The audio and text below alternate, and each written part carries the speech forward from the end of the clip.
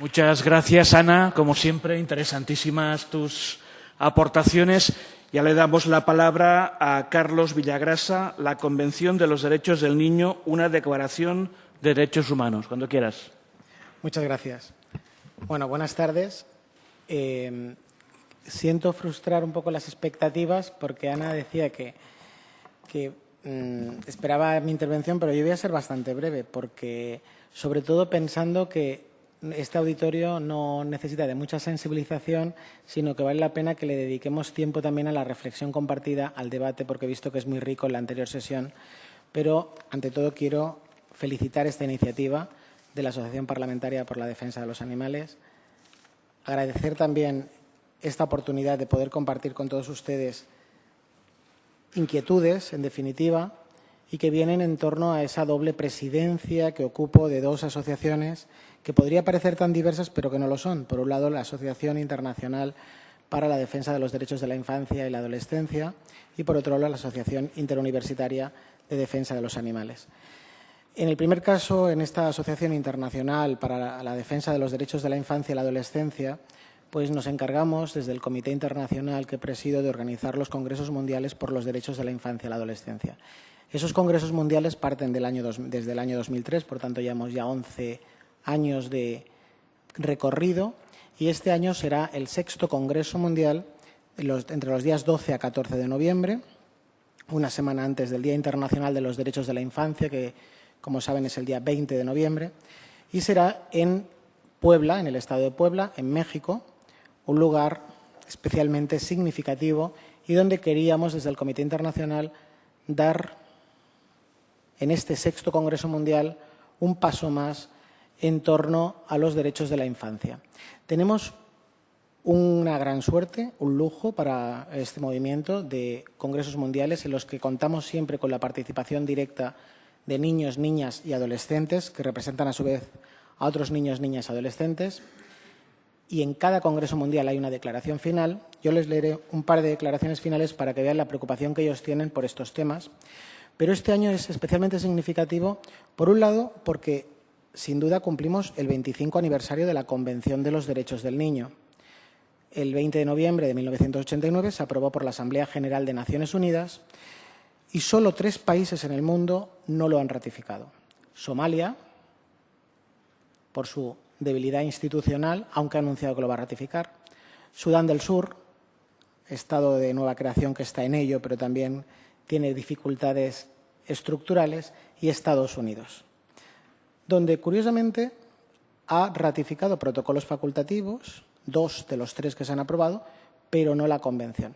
Hay varias razones que se han argumentado, pero no es el motivo de esta ponencia, así que simplemente dejar ese dato apuntado ahí. Intentamos, en el 4º Congreso Mundial que se celebró en el año 2010 en Puerto Rico, enlazar ahí esa ratificación. En principio teníamos el apoyo de Hillary Clinton, que estaba por esa labor, pero finalmente no sé qué ocurrió, pero no se consiguió. Y en derechos de la infancia, como ven, solo 25 años, frente a los derechos de la mujer, frente a los derechos humanos y frente al derecho animal. Niños y animales han corrido bastante de la mano en cuanto a invisibilidad y, como hemos podido ver aquí, en cuanto a protección. Hasta el año 1989, como bien ha avanzado Ana, el niño era objeto de protección, sin más, como los animales. Tanto que, efectivamente, se tuvo que utilizar a veces incluso normativa de protección animal porque no se había desarrollado aún una legislación sobre infancia.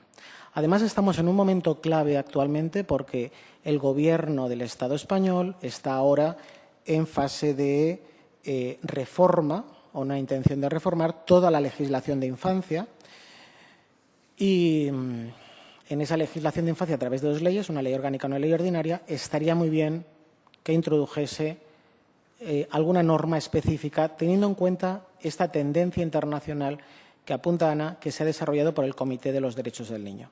Comité de los Derechos del Niño que efectivamente se compone de 18 expertos internacionales nombrados por Naciones Unidas, independientes, y que además representan zonas del planeta, para que todo quede representado. Pues bien, por primera vez van a salir de su sede en Ginebra y van a venir al Congreso Mundial, van a venir a Puebla, por primera vez en su historia, donde harán una sesión extraordinaria de valoración de los 25 años, del 25 aniversario de la Convención. Para nosotros es un honor y esperemos también que eso pueda también repercutir, como les digo, en Puebla, México, para también tratar estos temas. Además, con el Congreso Mundial hemos realizado precongresos. Ayer mismo se hizo, por eso he tenido que llegar esta mañana un poco tarde, lo siento, pero ayer se organizó uno en Valencia sobre redes sociales e infancia, desde esa doble visión, derecho humano al acceso, protección, y en Santa Coloma de Gramenet, con varias personas que nos acompañan y que nos apoyaron, como César, Ana, Leonardo. También celebramos un precongreso en el mes de julio, donde quisimos precisamente dar constancia y dejar una sesión que se tituló Respeto animal desde la infancia. Y en ese respeto animal desde la infancia queríamos seguir reforzando esta corriente que, sin duda, el apoyo del Comité de los Derechos del Niño nos va a ayudar muchísimo. Como bien decía Ana, los Estados se someten. Es de los pocos tratados, primero, es el tratado internacional más ratificado del mundo. Eso significa que es legislación interna según nuestra Constitución. Poco conocido, también hay que decir, a pesar de que nuestra legislación, como la Ley Catalana de 2010, intenta, ¿no?, darle una vuelta y que vayamos superando esa fase de protección, como ocurre con los animales, que solo nos hemos preocupado de las especies protegidas. No, vamos más allá. Vamos a tratarles como ser humano, en el caso de los niños, como ser vivo, en el caso de los animales, con su consistencia, esencia propia, como ya ha hecho el Código Civil de Cataluña, donde ha superado esa calificación que nosotros poníamos en derecho civil de el animal es un bien mueble semoviente, a algo más, es un ser vivo que siente y padece. Y eso hay que tenerlo muy presente. Es verdad que coincidiría con la infancia en esa necesidad de apoyo en su defensa, y yo creo que iniciativas como esta, como la Asociación Parlamentaria, como la Asociación Interuniversitaria y como todas las asociaciones que ustedes representan, pues son las que están ayudando realmente a lo que los niños nos están pidiendo y que luego les comentaré. Pues bien, los miembros del comité, por ejemplo, en Santa Coloma estuvo un miembro del comité, yo he estado aquí en la Rundía, que es la red de universidades por los derechos de la infancia, donde está Jorge Cardona, catedrático de la Universidad de Valencia, también miembro del Comité de los Derechos del Niño, y con Jorge, con Vanderlino, que es el representante, bueno, viene de Brasil, pero es de América. Ellos coinciden en que este tema es prioritario, que hay un consenso dentro del comité y que realmente nos decían, cada vez que valoramos un Estado, requerimos 3 informes. Por un lado, un informe del Estado. Dice, claro, el informe del Estado te lo pone todo de color de rosa, los niños están muy bien tratados y todo es fantástico, hemos hecho esto. Ya lo sabemos. Dice, pero solo por el hecho de que tengan que venir al comité a explicarlo, se reactivan a menudo medidas un año antes, un año y medio antes, para decir, cuidado, que estamos haciendo caso a lo que ha dicho el comité y tenemos este programa, tenemos esta iniciativa. Así que Ana no va a desencaminar en decir, vamos a reforzar a ver si se les ocurre en muchos estados taurinos decir, cuidado, que ya se ha pronunciado el comité con Portugal en este año 2014. Pero no se conforman solo con ese informe del Estado, sino que además requieren un segundo informe de UNICEF, del Fondo de Naciones Unidas por la Infancia, dado que son un organismo de Naciones Unidas. Pero aún así, no les basta con ese segundo informe, sino que requieren un tercer informe alternativo que parte de las ONGs de prestigio reconocidas en el Estado en cuestión.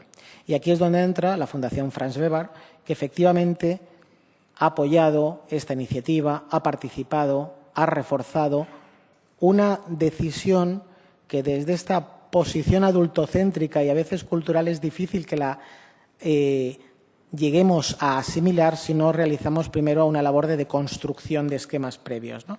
A veces vamos arrastrando esa situación que nos lleva a nuestros antepasados y no acabamos de reflexionar realmente sobre lo que realmente sucede en las plazas de toros o en otros espectáculos o en otras intervenciones entre humanos y animales. Pues bien, en el momento en que la Convención sobre los Derechos del Niño está en su 25 aniversario desde su aprobación, su aplicación práctica se presenta con la mayor intensidad ante la evolución de la política internacional, en la que se hace cada vez más preciso tomar en consideración los derechos de la infancia y la adolescencia. Como les digo, la Convención cobra relevancia entre los tratados internacionales sobre derechos humanos por el sector de la población al que se dirige en términos de universalidad, integridad, indivisibilidad y exigibilidad de sus derechos, de los derechos inalienables de la infancia. Esa aprobación supuso un momento de inflexión y mientras en la consideración de la infancia y mientras que el siglo XX, el siglo pasado, fue el siglo de las declaraciones en derechos de la infancia, de la aprobación de la Convención, este siglo XXI está siendo el de su asimilación social y el de la integración plena de los derechos de la infancia en el sistema de derechos humanos. De esta manera, la línea de desarrollo o evolución de los derechos contenidos en la Convención sobre los Derechos del Niño, unido a esos movimientos organizados que abogan por la plena realización de los derechos de la infancia y la adolescencia, auspician una mayor solidaridad entre Estados y un esfuerzo común de cooperación para que se consiga realmente la exigibilidad y la oponibilidad general de los derechos de la infancia. Hay que tener en cuenta que la mayoría de preceptos de la Convención recuerda que el Estado parte está obligado a garantizar el derecho establecido. Por tanto, desde la relevancia de la Convención, que para nosotros es importantísimo, es el texto que cualquier persona que quiera tratar en derechos de la infancia tiene que partir, pero también teniendo en cuenta las carencias de su aplicación ante temas necesitados de respuesta global como el que aquí nos ocupa, cobra una importancia destacada los congresos mundiales que hemos seguido hasta la fecha, los 5 congresos mundiales que llevamos hasta ahora sobre derechos de la infancia y la adolescencia y que apuntan a perspectivas de futuro de esta relevante norma internacional a los 25 años de su aprobación. Entre ellas, introducir de una vez por todas el respeto animal desde la infancia. Pues bien, en el ámbito internacional es precisa la universalización de los derechos de la infancia y la adolescencia, garantizándose un mínimo de derechos exigibles en cualquier cultura que favorezca el respeto a la dignidad y al desarrollo integral de niños, niñas y adolescentes. Y en esta línea, en los congresos mundiales, desde el año 2003, se ha abogado por la creación de mecanismos que promuevan la erradicación de las diversas modalidades de violencia en los espacios sociales de relación de la infancia y la adolescencia, con especial atención a todas estas manifestaciones, entre comillas, y de forma cuestionada, culturales, en las que lo único que se hace es actuar de una manera violenta contra los animales. Ya en los primeros encuentros se concluía de esa reunión entre niños, niñas y adolescentes que la pobreza es el factor común que obstaculiza el pleno desarrollo de los derechos de la infancia y la adolescencia. En nuestro país, el último informe de UNICEF de 2014, de hace un mes, ya refleja cómo tenemos también una situación en la que el 27,4% de los niños españoles están en una situación de pobreza relativa, es decir, que no tienen cubiertas sus necesidades. Ese es un primer tema que tenemos que abordar, pero forma parte de la pobreza, a continuación, una atención específica a la violencia y la lucha contra el maltrato a la infancia y la adolescencia. La erradicación de la violencia sobre la infancia y la adolescencia supone, por tanto, un objetivo mundial a través de la convivencia pacífica. Yo, por eso, valoro especialmente el título que se le ha dado a esta jornada, Estrategias educativas para una cultura de paz y sin discriminación. Una cultura de respeto a los derechos humanos, a los derechos de la infancia y de la adolescencia, como se ha puesto de relieve en los informes de Naciones Unidas sobre violencia a los niños. Por ejemplo, Paulo Sergio Piñeiro, que es el consultor de Naciones Unidas en temas de violencia, ya lo planteaba en el año 2006 en su informe, que toda violencia contra la niñez es prevenible y por ninguna razón justificable. Y aquí es donde radica la recomendación del comité. Y era interesantísimo este informe porque decíamos, tenemos la obligación de garantizar que todos los niños disfruten del derecho a vivir su existencia libre de la violencia. Y no queremos que este informe acabe cogiendo polvo en un cajón. Y hay que tener presentes los diversos grados y tipos de situaciones de violencia contra la infancia y la adolescencia, más allá de la violencia física y sexual, porque se producen situaciones de violencia menos visibles, pero que tienen, sin duda, efectos devastadores en el desarrollo de su personalidad, como lo exponía claramente Ana. Y aquí no solo tendríamos la violencia institucional, la violencia psicológica, la violencia omisiva, incluso la que se puede producir al no garantizar el cumplimiento de los derechos de la infancia y la adolescencia, a menudo incluso con inconsciencia de la gente que lo provoca, que toma decisiones basadas en por ejemplo, en un interés cultural, en su potestad de formación, de atención, y lo que realmente está haciendo es una actuación unilateral, subjetiva, arbitraria y que vulnera el derecho del niño a crecer de manera sana y a garantizar el libre desarrollo de su personalidad. Sin duda, en el origen de muchas situaciones de violencia se encuentra una falta de educación personal, familiar y social, activa y permanente. Y por eso es tan importante que en el día de hoy, en estas jornadas, enlacemos, porque yo creo que el enlace entre infancia, animales, está en ese triángulo que podríamos llamar la educación. Difícil con los adultos, posible con los niños. Y las propuestas que se plantean ante las situaciones de violencia se centran sobre todo en la prevención, la información y la protección, que garanticen la seguridad con independencia del origen geográfico de niños, niñas y adolescentes. Yo quiero acabar ya con 2 o 3 frases, sobre todo teniendo en cuenta que junto con esa declaración, ese 25 aniversario de la Convención de los Derechos del Niño, todos estos precongresos que hemos realizado en el mundo, para mí ha sido agotador, pero bueno, ha valido la pena renunciar a mis vacaciones por estar ahí apoyando toda esta causa en países como Argentina, Chile, Ecuador, Paraguay, México, sin duda. Me falta Perú también. País de Gales, que celebra este mes su precongreso mundial. Aquí en España hemos tenido 2 en Madrid, uno en la Universidad Autónoma de Madrid, otro en la Universidad Complutense, uno en Barcelona, uno en Málaga, otro en Valencia. Y sin duda todos los estados mexicanos también están ahí con conclusiones, declaraciones. Y en ello está presente, vamos a tratar 3 ejes temáticos en el Congreso Mundial. Uno es la migración humana y cómo supone una vulneración a los derechos de la infancia.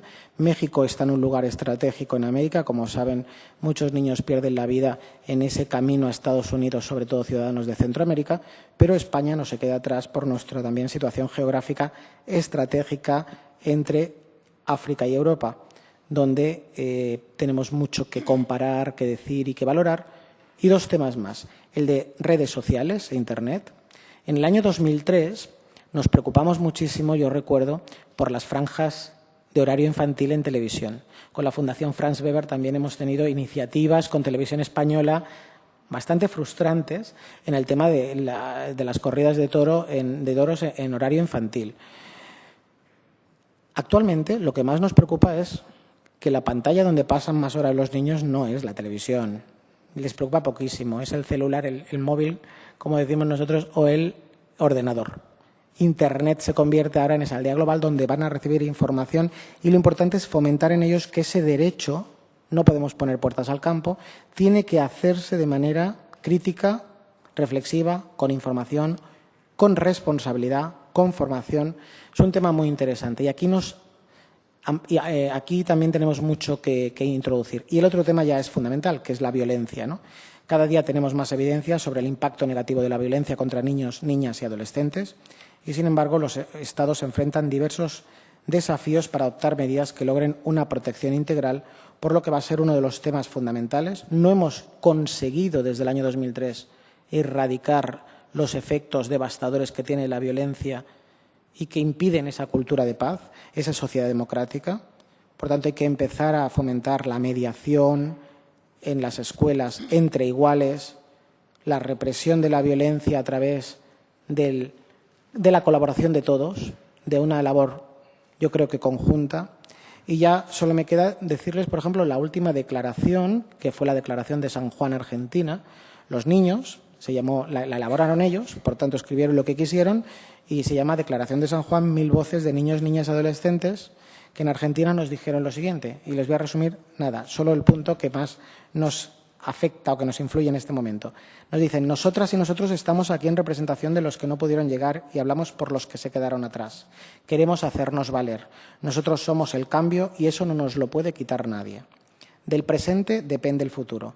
De acuerdo a cómo nos traten ahora, a cómo vemos hoy las cosas, así serán nuestras causas del futuro.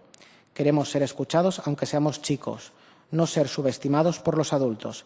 Queremos ser parte de la sociedad. No todos pensamos lo mismo, pero podemos hablar y escucharnos. Y por eso hemos llegado a la siguiente conclusión. Tenemos derecho a ser protegidos. Queremos que nos cuiden. El crecimiento de los niños implica diferenciar entre el respeto y el miedo. El miedo no es parte del respeto. No a la trata de personas, no al abuso, no al bullying, no a la violencia, no a la discriminación por la clase social, por las elecciones sexuales, por el color, por la música, por la forma de hablar. Tenemos derecho a tener una buena vida, a vivir como niños y no como adultos. Así que ellos acababan concluyendo, hay que pensar en las nuevas generaciones. Para cambiar el mundo debemos empezar por nosotros mismos. La libertad nos nutre para sentirnos vivos. Como un pájaro que vuela alto, así quiero ser yo. Un pájaro que vuela muy alto. Nuestra imaginación vuela más alto que la de los adultos. Muchas gracias.